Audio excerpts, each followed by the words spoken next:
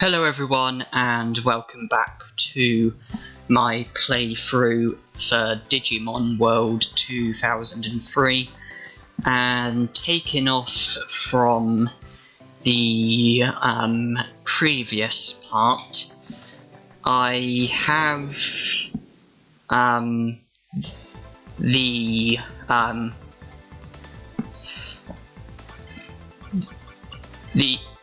the trophy for winning at the Jewel Islands. I have both of those, and that's now, I think it's that, which has now triggered the Black Agumons and the Numamons in the circuit boards, who each individually possess one unique legendary card which they use against you, and if you beat them, then they give it to you.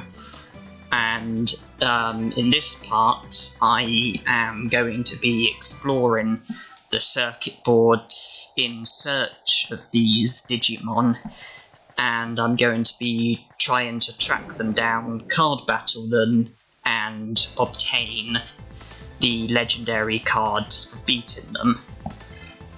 And with each and every battle that I get into, if I am 100% confident that I can beat them in one by using Gigafire, I will use Gigafire, and against Digimon like this, I am pretty much 100% confident that I can defeat them in one by using Gigafire. If I'm not 100% confident, then I'll use my paralysis attack, and then I'll just use my standard attack until I finish them off by using by paralyzing them at the expense of 90 MP and then finishing them off with my standard attack.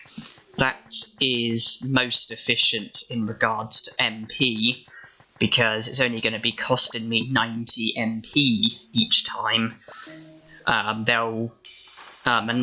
Unless they strike first, then they shouldn't be able to attack me, so my HP should be virtually untouched, and so I won't need to heal. So that'll be most efficient in regards to MP, and if I'm confident that I can do it in one by using Gigafire, then obviously it will cost a bit more than 90 MP, but if it takes them out in one, then it's most efficient in regards to time, and the amount of MP that it consumes really isn't much more, to be honest.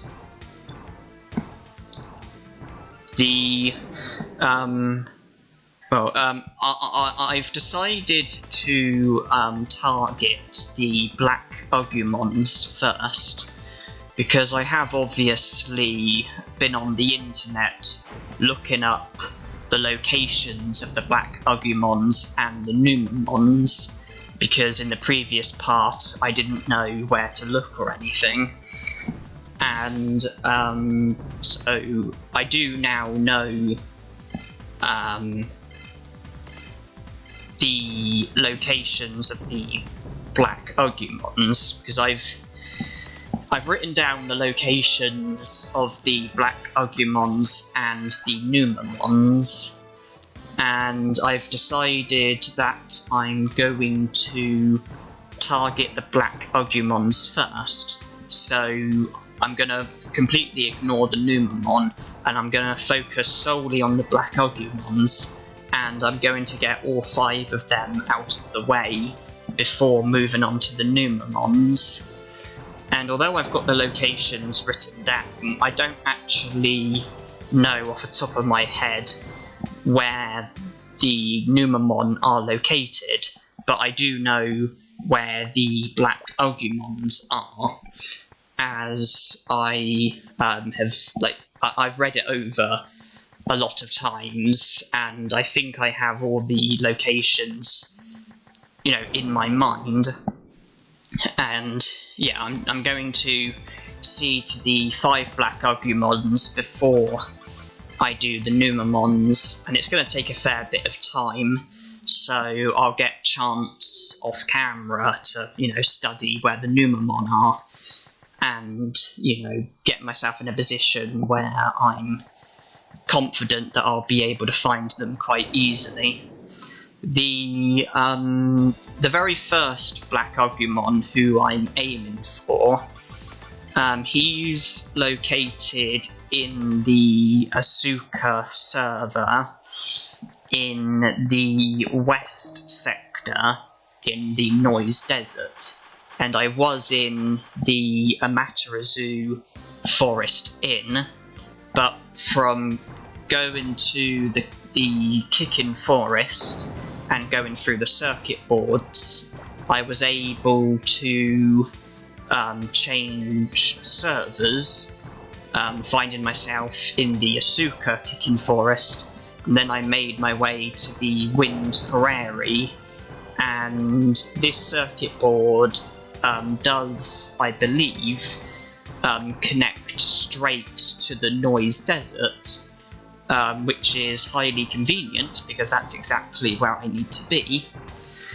And there's only, that I know of, there are only 2 circuit boards in the Noise Desert, and one of them should be the one that I'm going to be popping out of, which means that the other one is the one where the Black Agumon is located. And it's convenient that I happen to have these circuit boards pretty much right on my doorstep, in a way where I was able to, virtually dive straight in with the very first Digimon.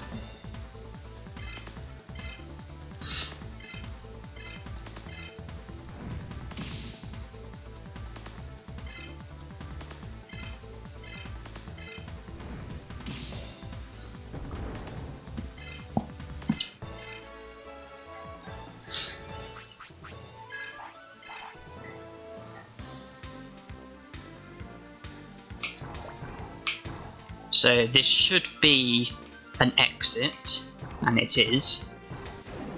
And well, I'm getting slowed down by battles, it seems.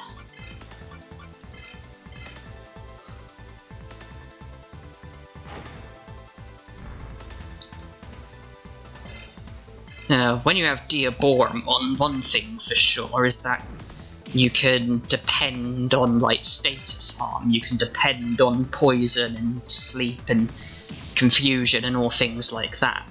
Of course, in the really important battles, where they seem to have immunities to such things, I suppose it won't serve you quite as well, but then Diaboromon has excellent stats. His standard attack appears to be very powerful, and I think his signature technique is as well. So even without all the status, complications and stuff, it seems that with Diaboromon you can, depend on status harm and depend on, natural power as well, if that makes sense.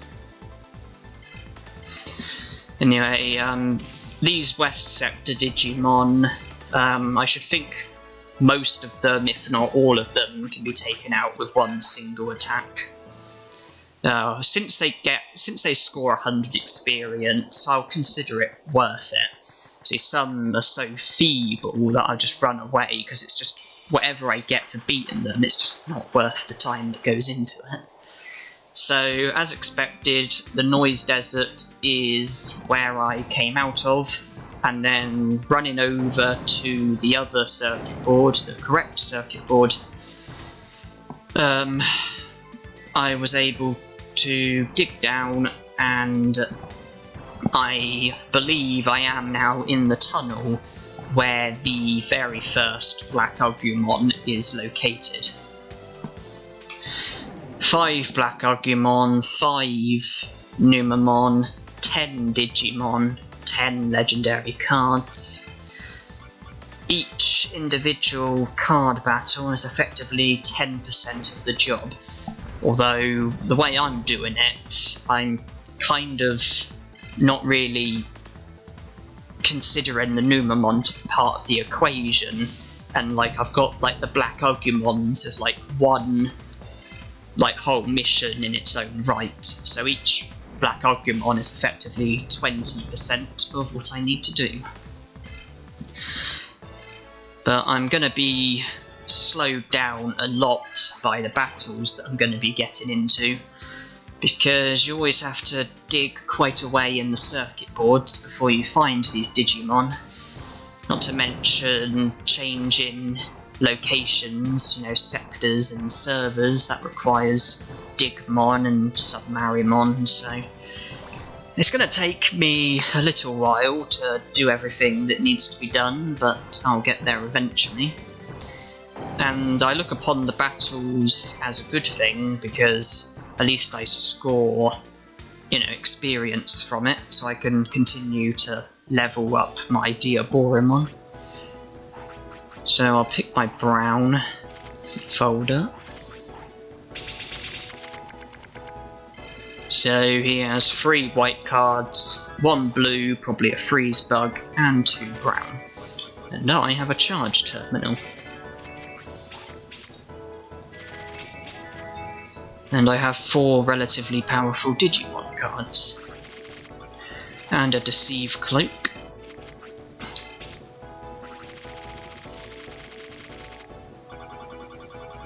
Now a Vicious Hack-In.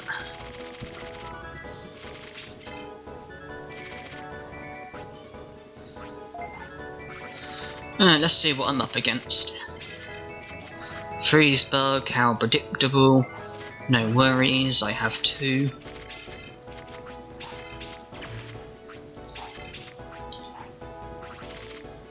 Okay, this is a pretty feeble hand.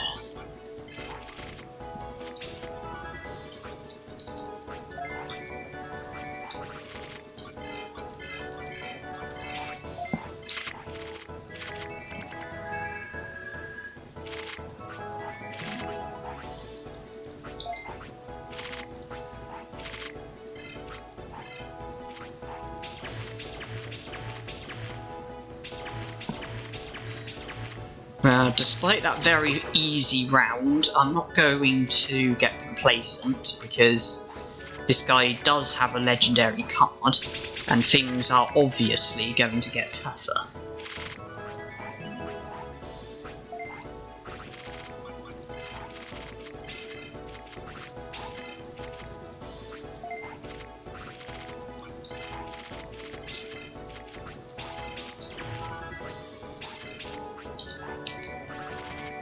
So there's no legendary cards here, but his charge terminal is probably going to produce one, as well as other stuff, so let's just get rid of his charge terminal. And with that in mind, he isn't really much of a threat.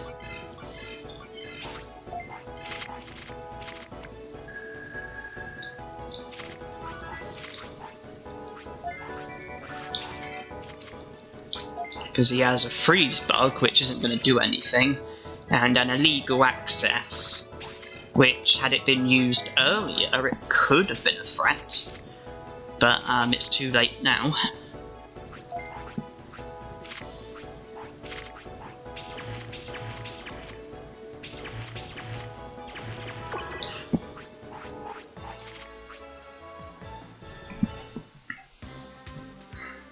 So what would the legendary card have been? Ooh, Fortune Gate.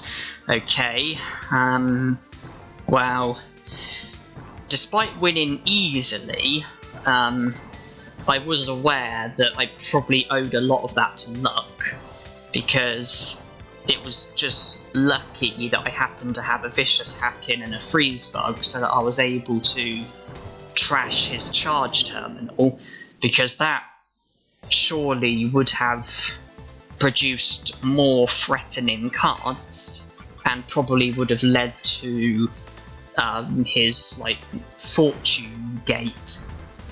So I think I got lucky. I think that could have been a heck of a lot harder, especially since he had Fortune Gate, because you would have reasonable grounds to argue that Fortune Gate is probably the best card in the game, because it's a legendary program card which exchanges your AP and HP value with theirs. So if you have 50 HP and AP, and they have 100 HP and AP, common sense would say that they're going to win. But then you use a Fortune Gate, it exchanges it, so that you actually have 100 HP and AP, they have 50. Unless something changes, you've won. And this is not the way I need to go.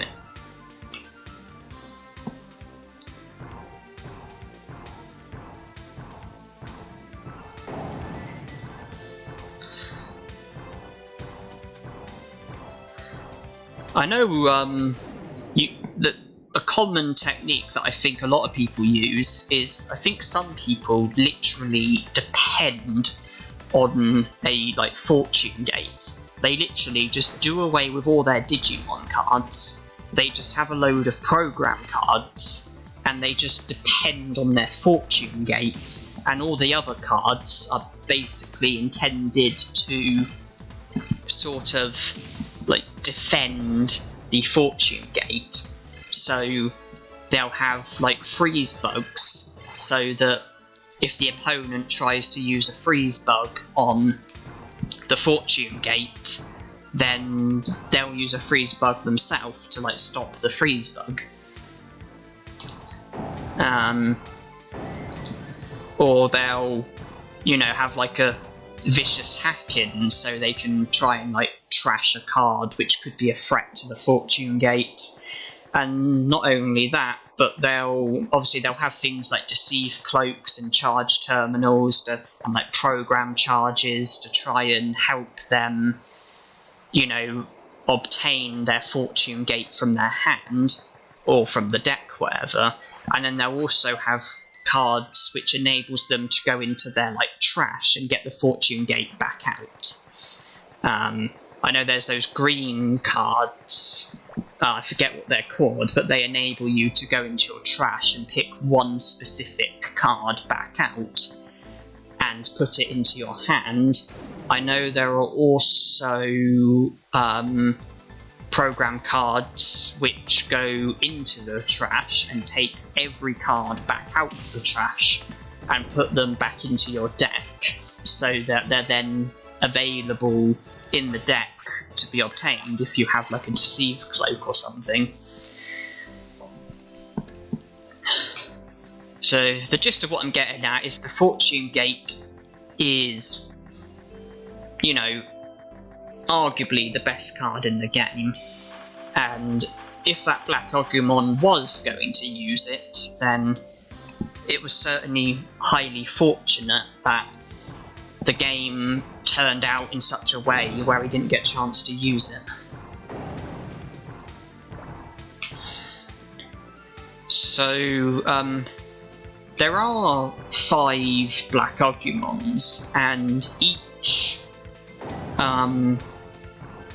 Black Agumon scores you, as well as scoring you a different legendary card, they also score you a different booster pack. R Booster 01, R Booster 02, and then R Boosters 03, 04, 05. And I think that I'm doing it in a way where, with the order that I'm doing it in, I think I'm doing it in a way where I'm going to be starting with the Black Agumon who scores you R Booster 01, as you saw when I defeated the Black Agumon and obtained the Fortune Gate, and I'm going to be working my way up one step each time, so that the next Black Agumon will be the one who gets me R Booster 02 and then R Booster 03, 04, 05. And, well, the booster packs don't have anything to do with it. It's just an order that I've wanted to do it in, just because it just feels like an okay order to do things in. Just sort of starting with the one that gets you the least good booster pack, and then sort of taking a step up each time. It's just it's plausible that for their like boosters to vary, it's plausible that some are meant to be trickier than others. So I'm kind of, if that's true, then it's like I'm starting with the easiest and working my way up. But I don't know how much of an influence it has, really, because, I mean, whatever their legendary card is, I think that's going to play a big role in how tough they're going to be. But obviously their other cards are going to, have an influence on things as well. Whatever other program cards they have, whatever Digimon cards they have, I'm sure that will all have an influence as well. And the next Black Agumon I'm after is located at the Freeze Mountain, Asuka server, North Sector, and that's quite convenient in my eyes, because having had the first one in the Asuka server, West Sector, there's the well-known circuit board which goes straight from the West Sector to the North Sector, enabling me to pretty much go straight from the West Sector to the North Sector, and then to the Freeze Mountain, where the second Black Agumon is. No need of switching servers. Happy days.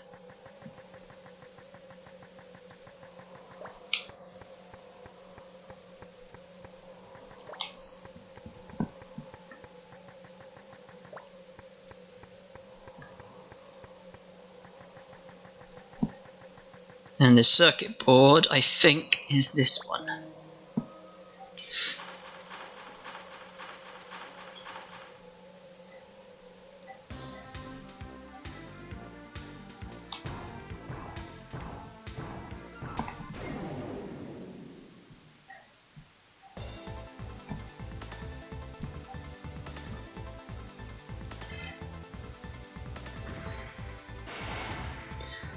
One of the rare occasions where I'm going to get attacked.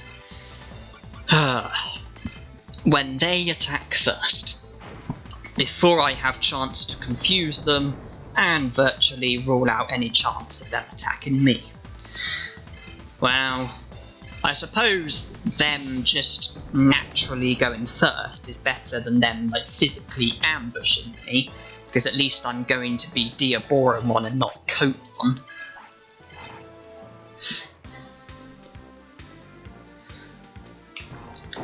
And if it is going to happen, then better it to be against a Digimon like Dramolgemon as opposed to the one who confuses you.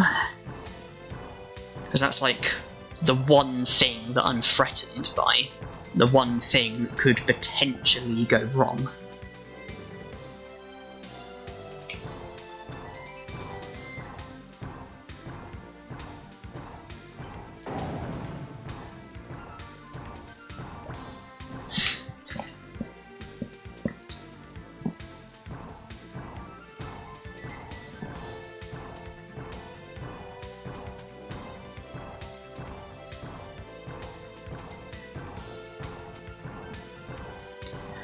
I will be taking opportunities to rest, because I want to be keeping my HP and MP topped up, particularly my MP, and I will be saving at times as well, so there shouldn't be the risk of tremendous progress going to waste. And I have a feeling that this guy is quite a dangerous opponent in that he has Blazing Chaos, which trashes all of your brown cards, as well as other program cards that are unkind on brown cards, and also Chaos Viruses that trash non-black cards, and I think he generally has black cards.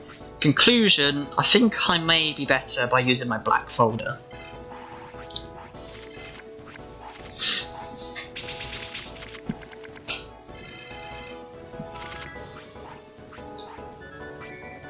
He's got 5 black cards and 1 freeze bug. Let's dive straight in with a vicious hack-in. There's his freeze bug. There's my freeze bug.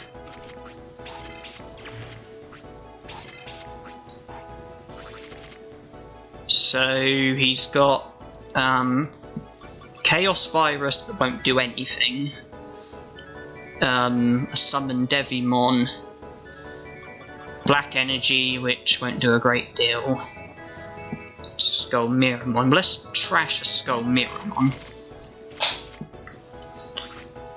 So that leaves him with Skull Miramon and Summon Digimon, doesn't it? So if I just look at this a minute, Skull Miramon I think was 28, 26. Call it another 20. Okay, I think I only need my Diaboromon in order to win. Because Chaos Virus won't work, Skull Miramon, yeah, okay. I don't think I need to use my Deceive Cloak, and I don't think I need to use any Digimon card other than Diaboromon.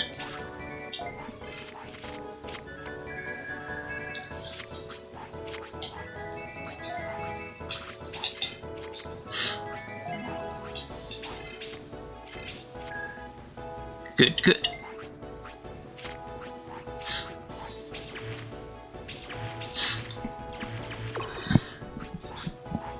So, his legendary card is a bit different to other legendary cards, because his one, I don't know how quickly he's going to use it. He's going to use that first, which won't do anything. I'll allow it. And I'm going to pass, because I think I know what's coming up. He's going to use the legendary card that he's going to use reduces all energy points to 0, so I think I should let him do that first before I do anything else myself, because I would rather have my energy, there it is, I'd rather have my energy go down to 0 and then use my program cards, because now every time I get a black card my energy is going to go up, which will take it off the ground. If I did all this beforehand, then I would have got the energy and then I would have lost it. So that's why I'm doing things this way. I'm a little worried about this, because these I don't think are going to help me. I've only got enough energy for a Digimon, and I don't think the freeze bugs are going to be that helpful either.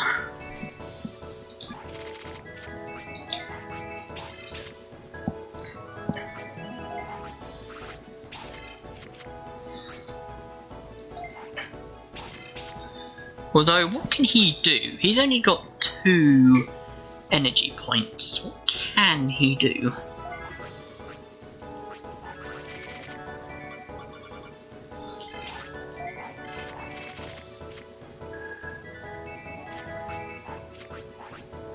Okay, can't do anything. That works for me.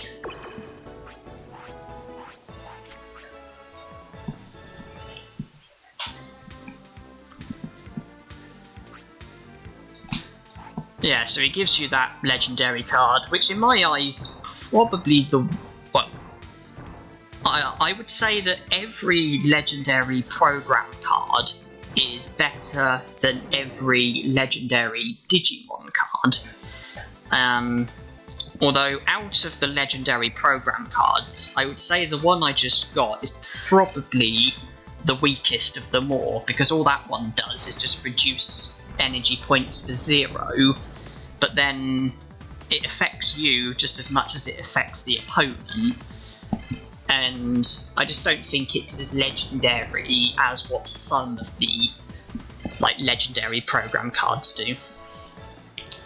I've been going for about half an hour, so I think I need to be ending the part, but that's 2 Black Agumons done. Thank you for watching, hope you enjoyed, and hope to see you in the next part.